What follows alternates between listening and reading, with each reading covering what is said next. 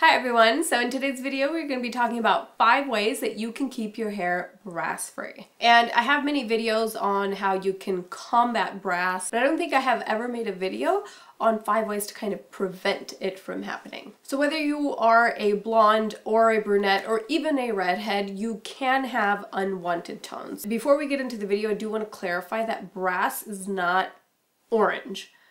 Brass is it looks kind of golden, looks kind of yellow. It's not the perfect blonde, but when hair looks orange, this is beyond brass. It's just orange. So today I'm just going to be giving you 5 tips that can help prevent brass and hopefully in the long run completely eliminate it. Alright, so jumping into the first one, if you are light enough, please use a purple shampoo. And oftentimes clients will wait till their hair starts to look really brassy and then they start using a purple shampoo. I like to start using one, maybe 2 to 3 shampoos after I've colored or toned my hair. And then from then on, I like to use it at least like every other shampoo. Alright, so the next point is another thing that I think just doesn't get explained in salons that often, and that is, so you just got your hair balayaged or lightened, and that balayage is going to like grow out beautifully. So technically you don't need to get it balayaged for say another 4 to 5 months, let's say. That doesn't mean that your toner is going to hold up that long. And oftentimes clients think like, well, if I come back in 4 weeks or 5 weeks, it's going to cost just as much as what I've just had done, and that's kind of a lot, so I'll just wait for 5 months. If the brass does creep up on you and a toning shampoo isn't working, ask your stylist how often you should be toning your hair and how long that toner is going to last. I try and be really honest and really upfront with my clients, and I tell them what each thing is going to last. It's not going to be a balayage appointment. We're not going to be lightening your hair. It's really just a toner refresh. I explain what the price is going to be for that, and oftentimes clients are actually relieved. They're like, oh, I thought I had to come back for like a full appointment. Alright, so the next one is don't strip your toner. Say your hair is looking amazing and it is the exact tone that you want and you just got your hair done. The key here is to prevent that toner from fading. So a key thing is definitely give your hair at least 48 hours after you've gotten your hair colored and toned before you shampoo your hair at home.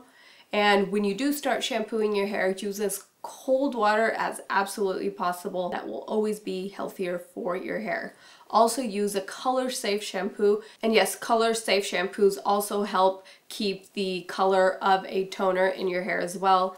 And then keep your hair hydrated. The drier the hair is and the more heat you're putting on the hair, if you don't have kind of a barrier between that heat that you're adding to the hair later with your hot tools, you are just leaving the hair way open for all that color to escape, and we definitely don't want that. Say you have darker hair and you are lightening your hair and you get a color at the root as well as the lightener. Now that is only necessary if you're actually going for a look that is completely lighter than what you have. Oftentimes clients are actually happy with just the highlight or just the baby light against their natural color. And by doing that, you're eliminating the possibility of getting brassy. Because normally when you highlight or balayage, once you get your hair to say about a level 9 or lighter, it typically doesn't go back to kind of like a brassy tone.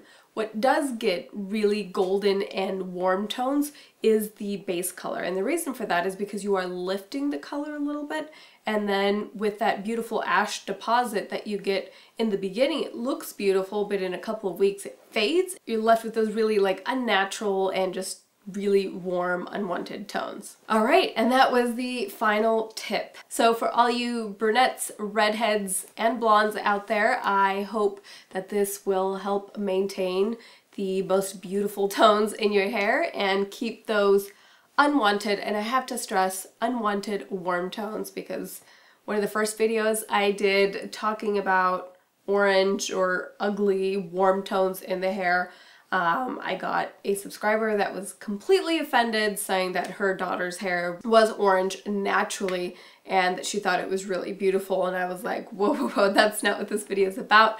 This is in no way saying that one hair color is more beautiful than the other. We are definitely talking about unwanted warm tones in the hair, obviously. And I'm assuming that if you clicked on this video, it's because you have unwanted warm tones that you want to correct. So I hope this video is helpful, and I hope that you are brass free. All right, guys, thank you so much for watching. I love you, and I'll see you in the next one. Bye.